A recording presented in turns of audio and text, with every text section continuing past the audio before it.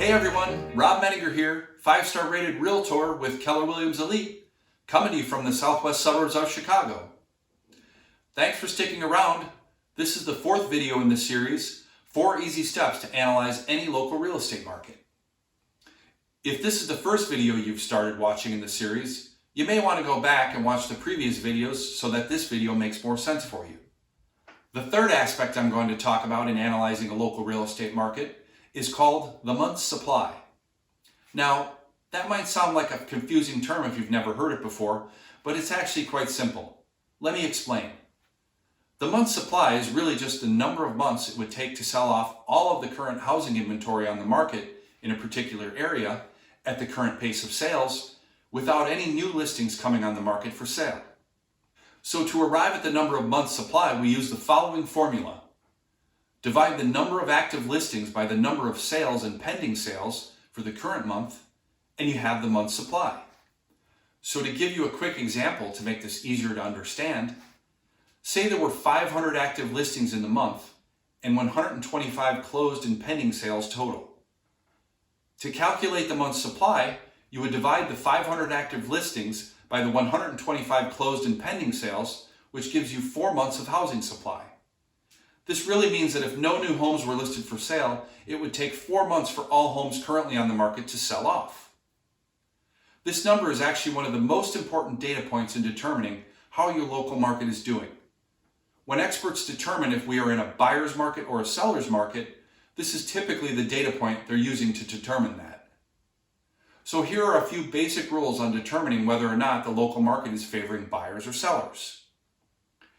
If there are 5 months or less of supply, the market is said to be a seller's market. If there are 7 months or more of housing supply available, a market is said to be a buyer's market.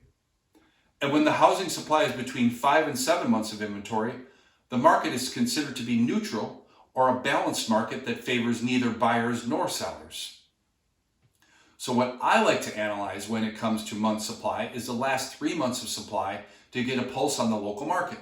Right now we're in April of 2020, so I would take a look at February, March, and April numbers for this year to see if the market is trending towards favoring buyers, sellers, or if it's a neutral or balanced market. Now let's take a look at what this means from a buyer and seller's perspective. From a seller's perspective, a substantial increase in month supply isn't a good thing. That means competition increases and prices will eventually have to go down. This is why we consider it a seller's market when the month supply is at the lower end of the spectrum between 0 and 5 months. But if you're a buyer in a market that has a really low supply of housing inventory available, as we have right now in most places in 2020, and the housing inventory begins to increase in the market, that could be a good thing for you. This could mean more negotiating power, and ultimately you should be able to get a better deal if the supply of housing coming on the market outpaces the demand from buyers. This is an example of why the buyer's market falls on the upper end of the spectrum at a supply of 7 months or higher. Either way, the basic laws of supply and demand apply here. If the market is flooded with new houses for sale, chances are that the prices will go down. And if the amount of inventory goes down, as it has in most places these days, prices will hold or should start to increase more rapidly. So that's it for analyzing the month's supply for any local market. Continue on to the next video in this series to learn about the final aspect I like to consider. And as always, be sure to subscribe to my channel and reach out if you have any questions about your local market. Thanks for watching.